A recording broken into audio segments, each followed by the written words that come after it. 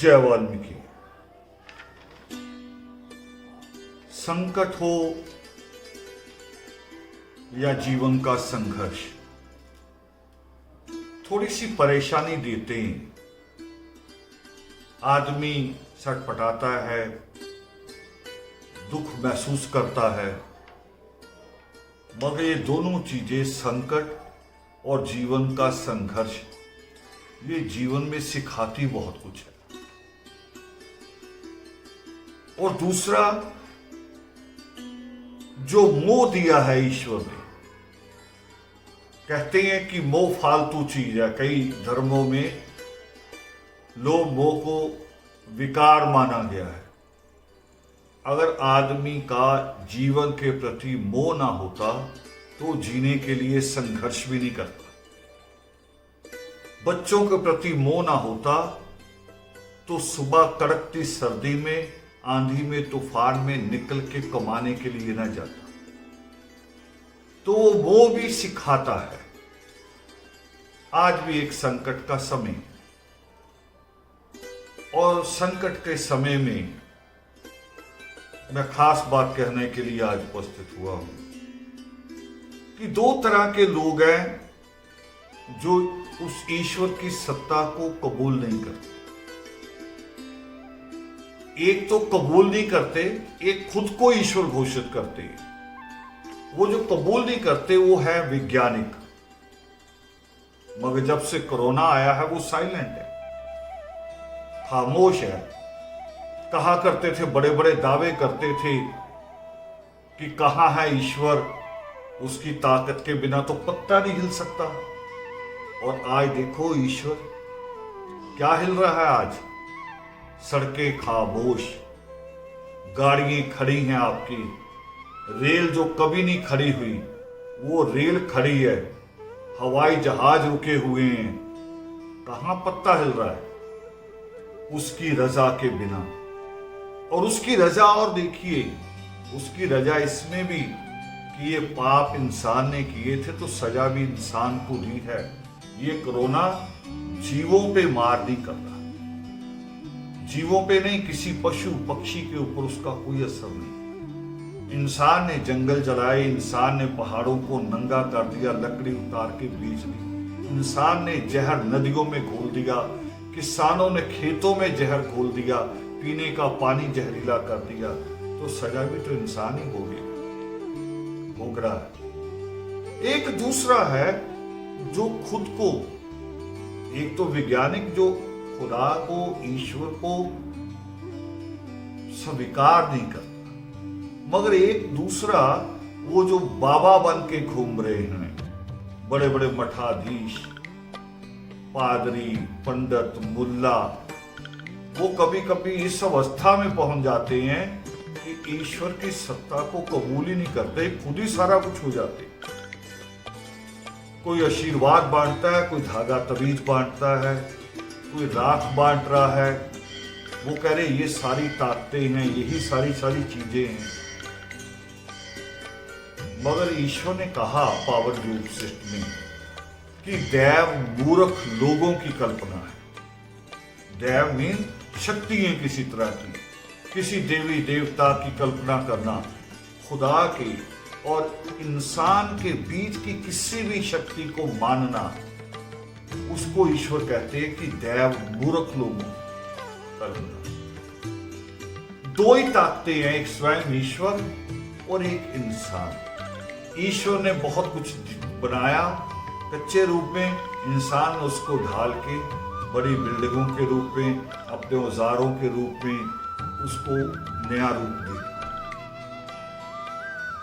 तो दो ही ताकतें हैं, तीसरी नहीं है। कबीर साहब की एक बहुत प्रसिद्ध उनकी बात कही कि तंत्र मंत्र सब झूठ है, मत भरमो जग कोई, सार शब्द जाने बिना कागा हंस। मगर इंसान में से जो वो भगत बन गए हैं, सियाना, फकीर, मुल्ला बन गए हैं, वो कहते मेरे पास ताकत है, मैं आपको बचाऊंगा।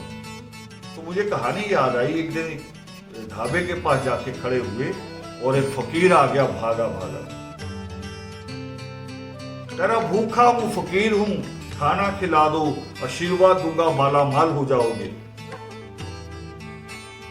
हमने उसके तरफ ध्यान देना ठीक नहीं समझा, थोड़ा आगे बढ़े, मगर फिर पीछे पीछे कि सुनो, फकीर को खाना खिला दो तो फकीर आशीर्वाद देगा, माला माल हो जाओगे। तो मैंने कहा माला माल की जरूरत नहीं है, इतना ही करो कि मुझे भी भूख लगी है, तुम्हें भी लगी है, लाओ 2 थाली पैदा करो। अभी वो तुम्हारे आशीर्वाद से जो आता है वो 2 थाली पैदा करो, एक तुम खाओ, एक मैं खाता हूं। आपको डर लगता है इन सवालों से, इन बातों से, मगर यही सच्ची है। एक और संत हुए भारत के बहुत क्रांतिकारी, पलटू जी। वो भी यही बात जो सृष्टिकर्ता वाल्मीकि दयावान कहते हैं, जिस बात को कबीर साहब आगे बढ़ाते हैं, उसी को नानक, पलटू सब लोग आगे बढ़ाते हैं। और पलटू जी कहते हैं एक जगह, वो करे लगन मुहूर्त सब झूठ है।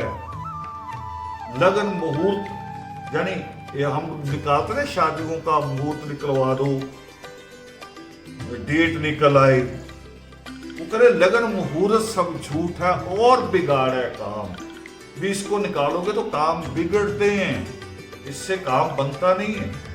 वही बात जो सृष्टिकर्ता वाल्मीकि दयावान कहते हैं भारद्वाज से, जब भारद्वाज पूछता है कि सर्वोत्तम दिन, तो ईश्वर जवाब देते आज। सर्वोत्तम समय वो कहते अभी, जब तुमने कुछ अच्छा करने का सोच लिया, उससे अच्छा और कुछ नहीं।